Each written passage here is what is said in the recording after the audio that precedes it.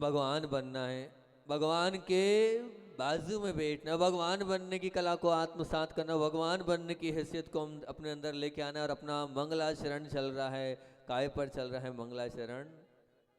बहुत बढ़िया, भविष्य भक्ति पर चल रहा है। तो तीर्थंकर बनना है तो ज्ञान के रखने वाले गुरुओं की करो भक्ति, तीर्थंकर बनना है तो ज्ञान को लेने वाले गुरुओं को भक्ति करो भक्ति, तीर्थंकर बनना है तो ज्ञान को दिलाने वाले गुरुओं की करो भक्ति, तीर्थंकर बनना है तो ज्ञान को बांटने वाले गुरुओं की करो भक्ति, तीर्थंकर बनना है तो ज्ञान को लिखने वाले गुरुओं की करो भक्ति, तीर्थंकर बनना है तो ज्ञान को मतने वाले गुरुओं की करो भक्ति, तीर्थंकर बनना है तो ज्ञान को रटने वाले गुरुओं की करो भक्ति, तीर्थंकर बनना है तो ज्ञान को उतारने वाले गुरुओं की करो भक्ति। और अपनी बात चली थी, तीर्थंकर बनना है तो ज्ञान को दिलाने वाले गुरुओं की करो भक्ति। और दिलाने वाले गुरुओं से हमने आपसे बात करी थी कि जो ज्ञान तो चाहता है पर ज्ञान के साथ उस ज्ञान को सबको प्राप्त हो उसकी व्यवस्था करता है, वो ज्ञान को दिलाने वाले महान गुरु होते हैं। कौन सा शास्त्र चाहिए, कब चाहिए, किस गुरु की टीका चाहिए, उसकी संयोजना बनाकर उसकी व्यवस्था करने वाला ज्ञान का वो सहयोगी होता है, ज्ञान को दिलाने वाला बहुशुद्ध ज्ञानी कहलाता है। और उसमें हमने आपसे कहा था, नियापक समण पूज्य प्रसाद सागर जी के विषय में आपको बताया था, किस प्रकार से वो लगे रहते थे और हमेशा देते। संधान सागर जी का बताया था, मुख से हमारे निकलता नहीं था और अगले दिन हमारे हाथ में वो शास्त्र जाता था। निरी सागर जी का आपको बताया था, किस प्रकार से वो संघ की पूरी व्यवस्था बनाते थे कि ये चाहिए और किस कहाँ क्लास लगना है, कैसे लगना है, किस प्रकार से लगना है। और हमारे स्वयं का भी संस्मरण आपको सुनाया था कि पूजा आचार्य महाराज ने किस प्रकार से 1 घंटे सवा घंटे मार रहे कि महाराज दोनों स्वाध्याय कर रहे हैं, कहीं कोई डिस्टर्ब नहीं होना चाहिए, अगर वैयावृत्ति करना हो तो मौन पूर्वक करो। हम स्वाध्याय कर पा रहे नहीं कर पा रहे, लेकिन जो कर रहे हैं उनमें हमारा पूरा पूरा सहयोग होना चाहिए। ऐसी सब बातें आप लोगों के लिए मैंने दी थी। हम जितना हो सके उतना ज्ञान को दिलाने में सहयोग करें। भलाई हमें नहीं आ रहा है, हम नहीं कर पा रहे हैं, लेकिन जो कर रहे हैं उनको हम आगे रह के सपोर्ट करते चले जाएंगे, उनकी व्यवस्था बनते चले। जो हमारी अवस्था है उस अवस्था में हम उस व्यवस्था को संभाल लेंगे तो निश्चित रूप से आज भले ही हम बहुशुद्ध ज्ञानी नहीं है, लेकिन बहुशुद्ध ज्ञानी की श्रेणी में आ जाएंगे अगर हम व्यवस्था करते चले जाएंगे। तो चाहे जो हो, जहाँ भी जिनवाणी पहुँचाना हो जिनवाणी भी पहुँचा देना, कापी है, पेन है और जो लगता है सब व्यवस्थाएं आप करते चलो और बांटते चलो और देते चलो। कल ही एक सज्जन आए, अब हम पता नहीं चलता है क्या हो जाता है, अब भीड़ भाड़ सी रहती है कि भीड़ भाड़ सी रहती है, इतनी सारी सामग्री। अब महाराज जी को अर्घ तो छोड़ाना बंद कर दिया, लेकिन इतनी सारी पेड़, इतने सारे पेन और इतनी सारी गिफ्ट वहाँ हमारे टेबल के नीचे रखी थी। पता है अगर हमसे बोलेंगे तो महाराज मना कर देंगे बस। तो इसलिए जो है बिना बताए जो है सबका सब रख जाते हैं लोग, हम क्या करें। एक आंटी जी बैठे हैं, बार बार फोन लगाते हैं वहाँ से, महाराज जी क्या देना है बच्चों को गिफ्ट, आप बोलो हमें भिजवा, लेके आना है लेके आना है। बहुत मैंने ठीक है भैया, हमेशा ऐसे तत्पर रहने वाले लोग हैं जो सेवा भाव, क्योंकि जो बढ़ रहा है आगे उसमें हमारा कुछ न कुछ लग जाए, वो सहभागिता हमारी भी उसमें शामिल हो जाए, ऐसे वो भाव सभी के रहते हैं। तो आपको भी लगे कि हमारे जीवन में हमें कुछ करना है, तो ज्ञान हम कर नहीं पा रहे हैं, लेकिन जो ज्ञान ले रहे हैं उसमें हम जितना सहयोगी बन जाएंगे उतना बहुत अच्छा रहेगा। और अब अगला आज का हमारा बिंदु कौन सा है कि तीर्थंकर बनना है तो ज्ञान को बांटने वाले गुरुओं की करो भक्ति। ज्ञान को बांटने वाले गुरुओं की करो भक्ति से तात्पर्य है ज्ञान और धन रखने से घटता है। दोनों चीज, ज्ञान और धन रखने से घटता है और बांटने से बढ़ता है। जितना ज्ञान को बांटोगे उतना बढ़ता चला जाएगा और जितना धन को बांटोगे उतना वो चौगुना होता चला जाए। साक्षात उदाहरण एकांत जी बैठे हैं, वो बांटते ही रहते हैं, बांटते ही रहते हैं, इसलिए शायद उनका वो बढ़ता ही चला जा रहा है खजाना, उनके मुख से ना कभी निकलता ही नहीं है। जो आज्ञा महाराज श्री जी आप जैसा कहेंगे वैसा सब कुछ होता चला जाएगा। तो ज्ञान और धन ये ध्यान रखना जितना बांटोगे उतना बढ़ता चला जाएगा, कहाँ से आ जाएगा पता नहीं चलेगा, सब आपकी व्यवस्था अपने आप होती चली जाएगी और वो रास्ते अपने आप मिलते चले जाएंगे। वो ज्ञान और धन की बात हैगी। और सच में जिन्होंने अपना पूरा जीवन ज्ञान को बांटने में समर्पित किया है, जीवन के अंत समय तक हमेशा जिन्होंने ज्ञान को दिया है और हमेशा ज्ञान की आराधना और हमेशा ज्ञान की भक्ति करी है, तो उसमें अगर कोई नाम है तो वो पूज्य, बार बार लेता रहूँगा उनका नाम, पूज्य गुरु नाम गुरु आचार्य भगवंत ज्ञान सागर जी महाराज जी का है, जिन्होंने अपने पूरे जीवन में संगों में जा जाकर साधुओं को, आरिकाओं को, ब्रह्मचारियों को, त्यागी वृत्तियों को सबको पढ़ाया लिखाया। सुबह से लेकर रात तक वही जुनून, अध्ययन करना और कराना, यहाँ तक कि उन्होंने पूरा उसी लिए कि मुझे जिनवाणी की सेवा करना है और जिनवाणी को पूरा अपने अंदर उतारना है, और इसी भावना के साथ उतारा ही नहीं, साथ साथ में उन्हें सबको उतराया भी है। ये है वास्तविकता में ज्ञान को बांटने का जुनून। इसीलिए अंत समय में मैं इसलिए उनको हमेशा याद करता हूँ और हमेशा उनको स्मरण करता हूँ। ज्ञान तो बहुत सारे लोगों ने बांटा है पर कोई महत्व नहीं है। पन्ना लाल जी, मेरे सामने समाधि हुई पन्ना लाल जी की, मैं सामने साक्षात ब्रह्मचर्य अवस्था की बात है।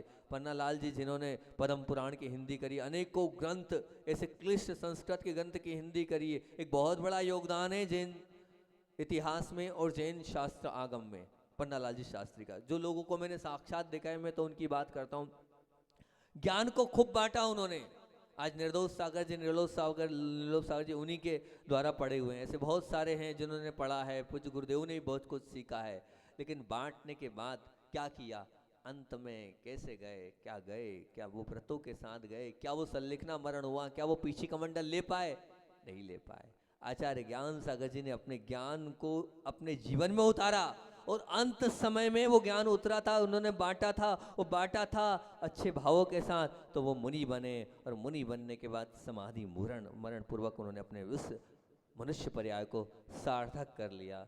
सच में जब आचार्य श्री जी उनके विषय में बताते हैं तो बोलते थे 10 मिनट की सांस लेने देते थे। आचार्य श्री क्या बोलते हैं, बोले 10 मिनट की सांस भी नहीं लेने देते थे, एक के बाद एक क्लास, एक के बाद एक क्लास, सुबह से लेकर शाम तक पूरी क्लास रहती थी, इतना बिजी रखते थे। और साथ में वर्क देते थे, कल याद करके आना, कल याद करके आना, पहले सुनाना फिर आगे का पूछा जाएगा। ये स्थिति थी। बांटते भी थे तो पूरे बिल्कुल अनुशासित होते थे और अनुशासित रूप से देते थे। और जो उनसे सीखा है, जिन्होंने उनसे पढ़ा है, वो आज भी याद करते हैं। ज्ञानमती माता जी जब आई थी अभी हाल, तो ज्ञानमती माता जी ने वहाँ पर हमने जब देखा खुरई में, तो उन्होंने याद किया था कि आचार्य ज्ञान सागर जी महाराज जी जब पंडित अवस्था में थे, भूरामल जी की अवस्था में, हमने उनसे अध्ययन किया है और उन्होंने जो पढ़ाया है वो आज तक भी हमारे अंदर उतरा हुआ है। तो वो इस प्रकार से आचार्य ज्ञान सागर जी पढ़ाते थे। हम नहीं पढ़े कोई बात नहीं, लेकिन जिनको उन्होंने पढ़ाया है हम उनसे पढ़ें, ये कोई कम नहीं है। हमने भी आचार्य श्री से पढ़ा है तो निश्चित रूप से उनके ही वो संस्कार थे, उनका ही वो सब कुछ था। ऐसे ही गुरु जी भी पहला पूरा देखते थे, उसके बाद आगे अपने आप बढ़ते थे। तो बस ऐसे ही ज्ञान को बांटने वाले गुरुओं की करोगे जितनी भक्ति आप, निश्चित रूप से वो बहुश्रुत भक्ति के अंतर्गत आता चला जाएगा। सच में ज्ञान को देना अपने आप में बहुत बड़ा आयोजन है, बहुत बड़ा आयोजन है बंधुओं। अपनी कला सिखाना, अपना ज्ञान देना, अपने आप को देना कोई कम नहीं है, बहुत बड़ा काम है, कोई नहीं देता आजकल। अब जैसे मान लीजिए मैं एक बार हमने आचार्य श्री से पूछा, आचार्य श्री आप बोर नहीं होते हो? देखना, मतलब हालांकि ऐसा है कि हम ऐसे एकदम तो नहीं बोल सकते थे गुरु जी से, लेकिन फिर भी आचार्य श्री जी वही ग्रंथ बार बार आप पढ़ा रहे हो और वही है, कुछ नया ऐसा नहीं। तो आचार्य श्री कहते हैं नहीं, जिनके लिए, जिनके हृदय में जिम्मेदारी होती, जिनको सबकी परवाह होती, वो अपनी परवाह नहीं करते हैं। बोले वो सबकी परवाह करते हैं। मैं मानता हूँ कि मैं वही समझ सार कितनी बार पढ़ा हूँ, वही मूलाचार और वही स्तोपदेश बार बार पढ़ा उनने, बार बार पढ़ाया उनने। और बोले उसको पढ़ने से बोले मुझे लगता है कि पहले न्यू बनो, मैं अपना भला नहीं देखूँ, सबका भला देखूँ। अब हम वही चीज़ आपको पढ़ा रहे हैं बार बार, हमारा कोई भला नहीं हो रहा है, लेकिन आप सबका क्या हो रहा है, भला हो रहा है। वही तत्वार सूत्र बामोरा में भी लगा, वही तत्वार सूत्र एलोरा में भी लगा, वही तत्वार सूत्र यहाँ भी लगा। लेकिन वो इसलिए लगता है कि भैया मेरा भला हो ना हो लेकिन आपका भला हो, लेकिन मेरा भला होता है। बताऊं क्या, हर बार पढ़ने पढ़ाने में कुछ नया आता है निश्चित। जो पिछली बार मैंने पढ़ाया है वो इस बार नहीं पढ़ाया होगा, जो उसके पहले पढ़ाया है वो इस बार नहीं पढ़ाया। ऐसे आचार्य श्री भी कहते थे कि भैया हर बार कुछ नया निकलता है, हर बार जो है जब पढ़ाता हूँ तो कुछ नए नए चिंतन अपने आप आते चले जाते हैं। इसलिए आप बांटो, जितना आप बांटोगे उतना आपका क्षोभसम बढ़ता चला जाएगा, उतनी आपकी बुद्धि मंजती चले जाएगी, आप बांटते चले जाओगे। तो ज्ञान को और धन को आप बांटते रहो, अपने आप में वो बांटना, वो आपका आयोजन, वो आपका संयोजन बहुत बड़ा, बहुत बड़ी बात होती है। और कभी कभी तो ऐसा भी रहता, मैंने बता दिया, मैंने सिखा दिया तो मेरा महत्व ही खत्म हो जाएगा। ध्यान रखना, ये अगर आपने किया है तो ज्ञानावरणी कर्म का तीव्र बंद होगा, आगे बुद्धि नहीं चलेगी, आगे बुद्धि भ्रष्ट हो जाएगी, आगे जो चाहोगे तब भी याद नहीं होगा। इसलिए जो आता है बताओ, रखो मत, बांटो, वायरल करो, जितना बांटोगे उतना बड़ा भला होता चला जाएगा। हमने संघ में भी देखा है कि जो निर्दोष सागर जी, निर्लोभ सागर जी है, वो हमेशा ज्ञान को देने के लिए उत्सुक रहते थे, तत्पर रहते थे, आओ कोई पढ़ लो, पढ़ना चाहते हो तो देख लो, हो जाएगा आपका भला और साथ साथ में हमारा भी भला हो जाएगा। बिल्कुल निश्चित रूप से जो भी जिन्होंने भी ऐसा ज्ञान को बांटा है उनका जीवन धन्य है। आचार्य अभिनव आचार्य भगवान समय सागर जी महामर्याद पूरे जीवन में उन्होंने सिर्फ ज्ञान को बांटा है। आज जो भी थोड़ा बहुत आपके सामने हम बोल रहे हैं, जो भी थोड़ा कुछ आ रहा है, ये सब उनकी ही देन है।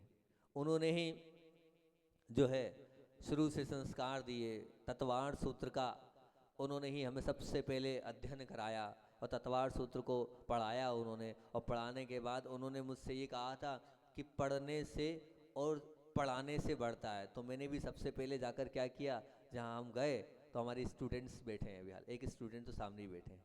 हम गए और जाने के बाद सबसे पहले हमने कहा ठीक है, आज पूज्य महाराज जी ने, बड़े महाराज ने कहा है पढ़ाने से बढ़ता है, तो हमने भी जाकर तत्वार्थ सूत्र पढ़ाना प्रारंभ कर दिया।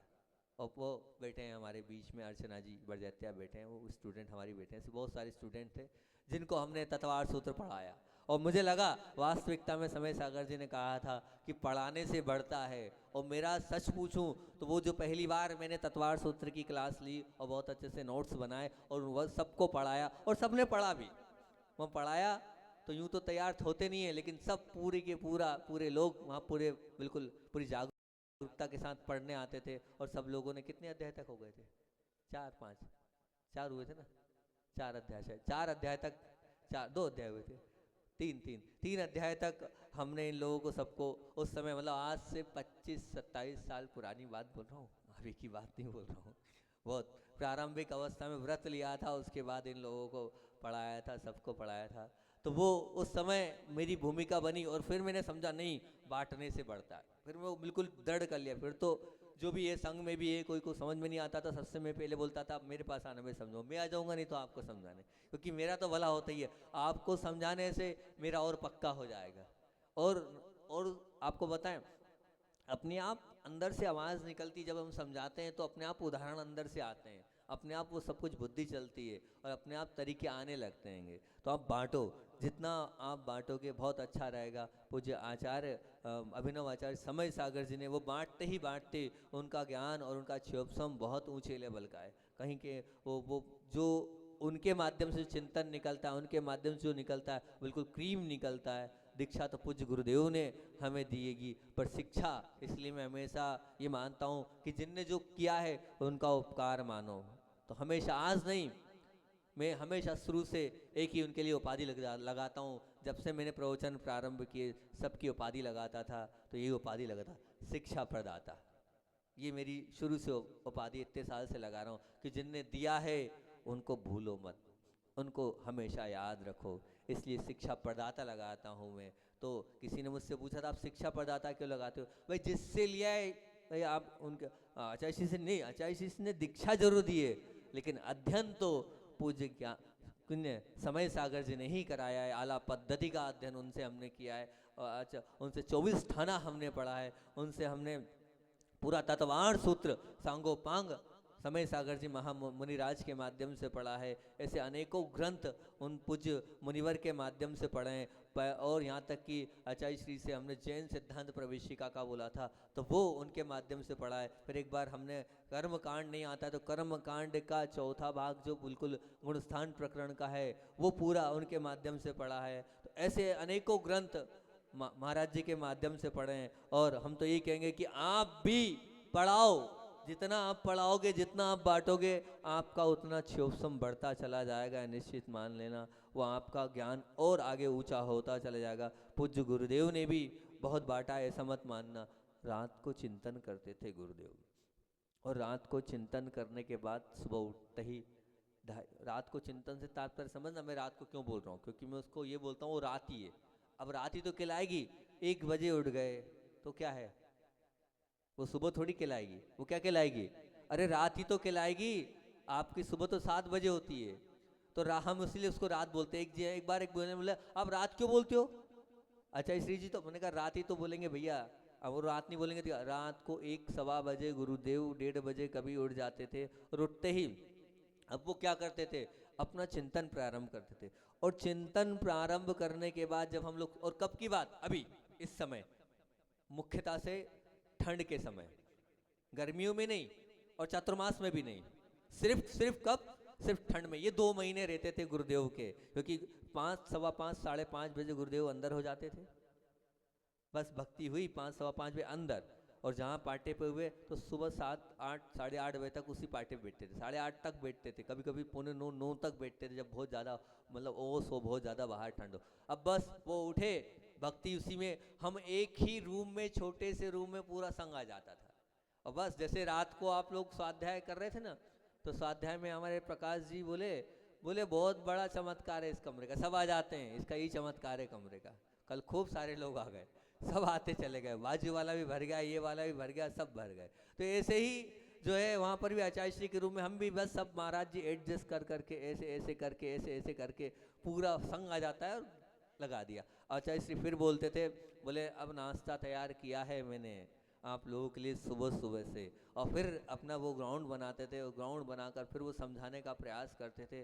कोई भी एक विषय, एक ही विषय, एक ही सब्जेक्ट, और फिर एक सब्जेक्ट पर देखो गुरुदेव की बिना पुस्तक के, कोई हम तो जो बोल रहे हैं सामने लिखा है, इतने कम शोभसम और इतनी कम बुद्धि वाले हैं, ये सामने लिखा है, पहले कल चिंतन किया तो आज परोस पा रहे हैं। ऐसा नहीं है, ये मत समझना। कल सोचा, दिमाग लगाया, 4 लाइनें लिखी, फिर आपके बीच में रख रहे हैं। और वहाँ तो क्या, ना पुस्तक है, ना कापी है, ना कुछ है, और क्या है, बस बैठ गए और फिर प्रारंभ किया। और प्रारंभ करने के बाद बेस बनाया, और बेस बना के बाद सबको देखते देखते, सबको टटोलते टटोलते, वो आधा घंटा, पौन घंटा, 1 घंटा, 1.5 घंटा, 2-2 घंटे तक एक साथ सलंग बोले जा रहे हैं वो, और सबको सुनना पड़ता है। और ऐसा नहीं कि कोई ऊब रहा है, सब कहता वंस मोर, और बोलो। हम बाहर जाने की इच्छा नहीं रख रहे हैं, ये इच्छा होती थी, वो बोलते जाते थे और हम सुनते जाते थे। और सबसे बड़ी खासियत थी उनकी, वो क्या करते थे, आगे की कड़ी कभी नहीं बताते थे, उलझा के रखते थे वो। जैसे अब वो गुरु जी के संस्कार है हमारे अंदर, हम भी हैं तो वो तो सब गुरु से सीखा है हमने। वो आगे की कभी कुछ नहीं बताते थे, सिर्फ ऐसा यूं। और मालूम है, कल इस विषय को बताऊंगा, अब टटोल लो जितना टटोलना है। पहले भूख लगा देते थे कि अभी मैंने सोचा है, मेरी भूमिका बन रही है और मैंने तैयार किया है, और कल इसको फिर बताऊंगा। अब कल अगर कहीं हो, मान लो एक दिन हमारा केस लॉज था, हमने कहा क्या करना है, अब आचार्य से इतना अच्छा विषय बताएंगे, और कल ही केस लॉज है, क्या किया जाए, कैसे किया जाए, किस प्रकार किया जाए। हमने कहा जो होगा सो होगा, बाद में करेंगे केस लॉज, लेकिन अपन तो क्लास नहीं छोड़ेंगे। तो ऐसी वो भूख आचार्य भगवान बना देते थे। अब बस 1.5-2 घंटा, 2.5 घंटा गुरुजी देते थे, बिना पुस्तक के, बिना पेन के, बिना डायरी के, सब बोले जाते थे, और इस सब को बहुत अच्छे से सुनते थे। ब्रह्मचर्य अवस्था में पूरे समय आचार्य श्री ने हमें क्लास नहीं पढ़ाई, पर रोज सुबह सूर्य ब्रह्मचारी इकट्ठे होते थे, 30-35 ब्रह्मचारी, और अपना रात का वो चिंतन, 2-3 डायरियां भरी रखी है आचार्य श्री के चिंतनों पर, जो आचार्य श्री ने चिंतन करके हमें बांटा है। वो पूरी 2-3 डायरियाँ आज भी रखी हुई हैगी। वो कैसेट्स पूरी भरती रहते थे हम कि गुरुदेव क्या दे रहे हैं हर विषय को लेकर, क्योंकि उनको ऐसा लगता था पढ़े लिखे लोग हैं तो इनको बहुत अच्छे से समझाना है, बहुत अच्छे से बताना है। वो पूरा बताते चले जाते थे। और साथ साथ में आपको बताऊं कि जब माता जी आती हैं तो माताजी लोगों के लिए भी अलग से 1-1 घंटा, 1.5-1.5 घंटा, 2-2 घंटा गुरुदेव ऐसे देते हैं। ये प्रतिभा स्थली की बहनें आती हैं तो वो पहले हमको वो बोलते हैं पहले मैं आपको देता हूँ, ताकि क्या है कि तुम लोग जो है प्रश्न उत्तर करते हो, मेरा विषय पक्का कर देते हो, और फिर बोले फिर मैं प्रतिभा स्थली को देता हूँ, ताकि प्रतिभा स्थली को पूरा दे देता हूँ, उनसे भी पूरे प्रश्न उत्तर जाता है। फिर बोले तीसरे नंबर पे बारी आती है माताजियों को देता हूँ। तो बोले फिर क्या है, फिर बोले बहुत पावरफुल होते हैं होके मैं उनको देता हूँ। ऐसे क्रम से बोले कुछ रखता नहीं हूँ, सबको बांटता हूँ, ऐसा मैं अपने पास कुछ रखता नहीं हूँ। ऐसे क्रम से उस विषय को वो देते थे, उनका विषय और मंचता चला जाता था। एक बार हम लोग रामटेक में सुधा सागर जी और हम सब बैठे थे और पूज्य गुरुदेव ने एक चिंतन दिया, तो गले उतर नहीं रहा था। अब बहुत सारी बातें हैं जो गुरुदेव ने बोल दी तो नहीं उतरी, तो किसी महाराज जी ने बोल दिया, तो सुधा सागर जी महाराज जी ने बहुत अच्छी बात बोली, मुझे बहुत अच्छी लगी वो बात कि बहुत अच्छा। तो महाराज जी से उनने बोले महाराज जी अब कैसे मान लें, कैसे स्वीकार कर लें? तो सुधा सागर जी बोलते हैं, अरे दद्दा, बोले देख तो सही, इस उम्र में भी वो कम से कम यहाँ वहाँ नहीं, 1-1.5 बजे से उठ गए थे, 2 घंटा उनने सोचा, जो सोचा चिंतन किया। कुछ तो बेस है ना, ऐसा तो नहीं कि बिना बेस के गुरुजी बोल रहे हैं। ये बात की बात है कि उनका चिंतन है, तो ये मान धन्य अपन ऐसे गुरु के कि 2-2 घंटा बिना उसके बोल रहे हैं, सिखा रहे हैं, पढ़ा रहे हैं। अपन यहाँ नहीं तो क्या करते रहते, विकथा में लगे रहते, पूरे संघ को, पूरी आरिकाएं बेटी, रामटेक पंचकल्याणक की बात हैगी, बोले सब लोग बैठे अपन सबको बता रहे हैं, पूरी चीज़ें सिखा रहे हैं, कोई कम है क्या? ऐसे गुरु मिलना महान है और तुम उसमें भी यूँ कर रहे हो, ये ठीक नहीं, वो ठीक नहीं। अरे जो बोला सब ठीक है, स्वीकार कर ले। आज तेरी बुद्धि नहीं चल रही है, आज मेरी बुद्धि नहीं चल रही है, कल बुद्धि चलेगी जब वो समझ में जाएगी। बोले हाँ ठीक है, बस बोले अब विकल्प नहीं करना, अब बोलना मत, गुरुजी की बात तो समझ में नहीं आ रहा है, आएगा निश्चित रूप से आएगा समझ में। तो निश्चित हम अगर बहुत श्रद्धा और आस्था के साथ अगर गुरुओं की बात को मानेंगे तो आता है, आएगा, आने में कहीं देर नहीं लगेगी। आज भले ही थोड़ी कल की क्लास थोड़ी कठिन हो गई होगी मैं द्रव्य संग्रह की, लेकिन धीरे धीरे निश्चित रहना आप लोगों को सब कुछ समझ में आते चला जाएगा। एक बार, दो बार, बार बार सुनेंगे तो आएगा ही आएगा। हम भी सीखे, और हमेशा जितना ज्ञान हो उसको अपने पास नहीं रखे, बांटो, बिल्कुल बांटो, जितना बांटोगे उतना जो पूछे उसको बताते चले जाओ। मैंने एक बार आप लोगों से बोली थी, और मैं हमेशा बोलता हूँ इस बात को, कि सिखाना है, अपने जीवन में सिखाना है, और सिखाना है तो एक बहुत अच्छा काम सिखाना, वो हर एक सिखा ले एक जीवन में। रोज कहता हूँ ना, जीवन में एक काम करो, एक ना एक काम करो, एक ना एक काम करो। तो आज के प्रवचन में मैं बोल रहा हूँ, एक काम जरूर करना, ये काम जरूर करना, किसी भी नवजात बालक को नमोकार मंत्र जरूर सिखा देना। किसी भी छोटे से बालक बालिका को नमोकार एक को तो अपने जीवन में सिखाना ही सिखाना, चाहे अपने बच्चे को सिखा देना, लेकिन सिखा देना। सच कह रहा हूँ, वो नमोकार महामंत्र जो आप सिखाओगे, वो जिंदगी भर जब जब भी बोलेगा, छठवां हिस्सा आपको लगता चला जाएगा, छठवां हिस्सा आपके कब्जे में आता चला। सिखा रहे हो आप, क्या सिखा रहे हो आप? नमोकार मंत्र सिखा रहे हो। नमोकार मंत्र क्या चीज होती है? वो मंत्र है, वो महामंत्र है, जिस महामंत्र के माध्यम से हम अपना कल्याण कर सकते हैं। तो निश्चित अगर नहीं सिखाया है तो अभी भी बुढ़ापा आ गया है तो कहीं ना कोई बालक को पकड़ लेना, और नहीं बालक पकड़ सकते हो तो कोई दिक्कत नहीं। मैंने तो क्या किया पता है, मैंने क्या किया था, मैंने कहा ये मुझे अच्छा लगता था, तो मैंने जितने भी अजीन बच्चे थे, एक पाठशाला प्रारंभ करी थी। उस पाठशाला में गांव के तो 30-25-30 बच्चे, लेकिन 200 बच्चे पढ़ने आते थे, जैन अजैन। हाँ हाँ,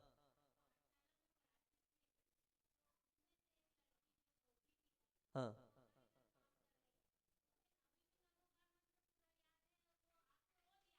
ठीक ठीक, बहुत बढ़िया। वहां पर आपको बताएं, बहुत सारे लोगों ने बहुत ये कहा, हाँ हाँ बहुत अच्छा। बहुत सारे बच्चे, ऐसे 200 बच्चे को मैं वहाँ पर पूरा पूरा पढ़ाता था। उन 200 बच्चों में आपको बताएं अजैन बच्चे कितने थे, तो लगभग 150-60 अजैन बच्चे थे, और 30-35-40 जो जैन बच्चे थे, और सबको नमोकार मंत्र सिखा दिया था। एक मतलब मुसलमान धर्म के बच्चे भी आते थे, लोग बोलते थे कहाँ बुला रहे हो, मैंने कहा कोई बात नहीं, जैन धर्म सबका, जो पाले उसका है। मुसलमान बच्चे भी आते थे और अन्य अन्य बच्चे भी आते थे, सब बच्चों को नमोकार मंत्र रटा दिया था हमने। उन सब ने नमोकार मंत्र पढ़ा। तो मुझे ये लगता था कुछ सीखा नहीं सीखा, इनने महामंत्र तो सीख लिया, नमोकार मंत्र तो इन लोगों ने सीख लिया। उस नमोकार, अब आपके बीच में वो बता रहे हैं कि वो छोटी सी बच्ची, हाँ, पूरा आशीर्वाद बोल देना उस बालिका को। देखो आपके बीच में बता रहे हैं कि वो जो है, वो जो बालिका है, वो बालिका आज भी नमोकार मंत्र को याद करती। जब मैं पहली बार गया, आज वहाँ पर उस ओर से निकल रहा था, सतवास पंच कल्याणक के लिए जा रहा था, तो उस ओर जा रहा था, तब मैंने उनका उत्साह देखा। तब मैंने देखा ये आगवानी ऐसी क्यों हो रही है। तो जैन से ज्यादा अजैन लोगों में उत्साह था। हर जगह हर स्थान पर इस प्रकार से अजैन लोग चाह रहे थे, महाराज जी यहाँ से यहाँ से यहाँ से निकले, हमारे घर तरफ से निकले, हमारे पास से निकले। वो आगवानी थी। तो मुझे प्रसन्नता हुई कि वो बीजारोपण किया था। क्योंकि आप लोगों ने तो जैन धर्म को सिर्फ इतना ही मान रखा है, लेकिन वो पूरे अजैन लोग भी जुड़े हुए थे। उनके सबके बच्चों को पढ़ाया था, तो गुरु के रूप में वो मानते थे कि मैं उनका गुरु हूँ। तो निश्चित सब वो बहुत अच्छे से मानते थे, और इसलिए इतने अच्छे से आस्था और अहोभाव के साथ और आदर भाव के साथ उन्होंने वो सब आगवानी करी थी और सब ने वो किया था। तो हम भी यही कह रहे हैं कि आप कम से कम, हमने तो बहुत सारे लोगों को सिखाने का प्रयास किया, एक बालक को, छोटे से बालक को भी सिखा देना, लेकिन कम से कम नमोकार महामंत्र ही सिखा देना। कुछ सिखा पाओ या ना सिखा पाओ, नमोकार मंत्र ही हम बांट देंगे तो बहुत बड़ी बात हो जाएगी उस नमोकार मंत्र से। आज तो आपको पता ही है, उसी नमोकार महामंत्र का आज शाम को 6:15 बजे से अपना प्रारंभ हो रहा है। क्या? नमोकार महामंत्र का उपचार हीलिंग पद्धति। ये पुस्तक भी हमारे पास आ गई, और इसी के माध्यम से आप ये मान के चलना, ये छोटी मोटी चीज़ नहीं है। ये जो उपचार पद्धति है बहुत पावरफुल उपचार पद्धति है। कैसी भी बीमारी, कोई सी भी बीमारी इस नमोकार महामंत्र से ठीक होने की ताकत आ जाएगी। इस नमोकार महामंत्र को आप बहुत अच्छे से सीखना, अहोभाव से सीखना, और 40 दिन तक इसकी साधना करना। अगर अच्छे से साधना कर ली तो आप अपना रोग तो दूर कर लोगे, लेकिन सबके रोग यहीं से बैठे बैठे दूर कर लोगे। ये जो उज्ज्वला उदिता जी शाह हैं, इन्होंने बहुत सारे हीलिंग कोर्स किए, विदेश विदेश में घूमी है। ये सबके कोर्स करने के बाद ऐसा लगा हम दूसरों के पास क्यों जाएं, हमारे पास ही भरा पड़ा है। और जब हमारे पास भरा पड़ा है, उन्होंने पूरा उसको समाहित किया और इसमें नमोकार मंत्र हीलिंग उपचार पद्धति में दे दिया। और फिर उसके बाद में जब ये पुस्तक मेरे पास आई तो मैंने उसको बहुत सारा चेंज कर दिया। हालांकि मैं चेंज किया है तो परसों भी उनसे बात करी कि हाँ बुला ले हम। उसके पहले बामोरा में भी चेंज करने के बाद उनको बता दिया कि आपकी पूरी पद्धति थोड़ी हमने उसमें चेंज कर दी है। तो वो बड़ी प्रसन्न हुई, वो क्लिपिंग भेजी, वो खुश हुई। उन्होंने कहा आपने जो चेंज किए मेरी तरफ से कोई मनाही नहीं,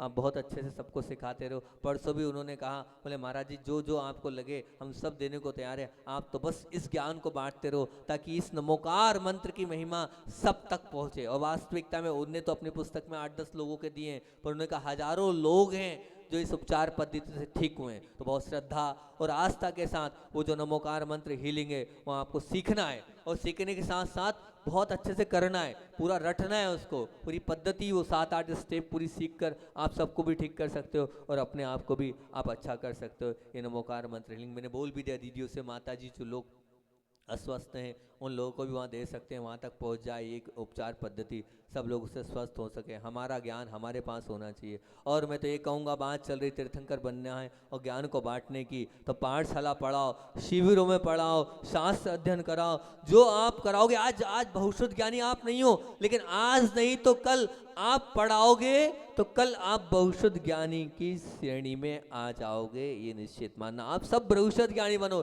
यही मेरी प्रबल भावना है। तो आपके पास जो बहुश्रुत ज्ञान आ जाए। और अगला बिंदु अपना बहुत अच्छा है कि तीर्थंकर बनना है तो लिखने वाले गुरुओं की करो भक्ति। तो वो लिखने वाले गुरु कौन है उस पर अपन कल चर्चा करेंगे, कैसे वो लिखने वाले गुरु हैं। आचार्य भगवान की बात को रखकर अपनी बात को विराम दूंगा। देखो आचार्य भगवान जो थे, निश्चित रूप से उनके पास और उनके अंदर जब वो छोटे थे तब से ही धर्म था। एक स्थान पर वो गुल्ली डंडा खेल रहे थे, और जब गिल्ली डंडा खेल रहे थे तो गिल्ली जो होती है वो मारते हैं तो बहुत दूर तक चली जाती है। और हुआ यही कि वो गिल्ली मारी और बहुत ऊपर पहुंच गई, एक गुफा में पहुंच गई।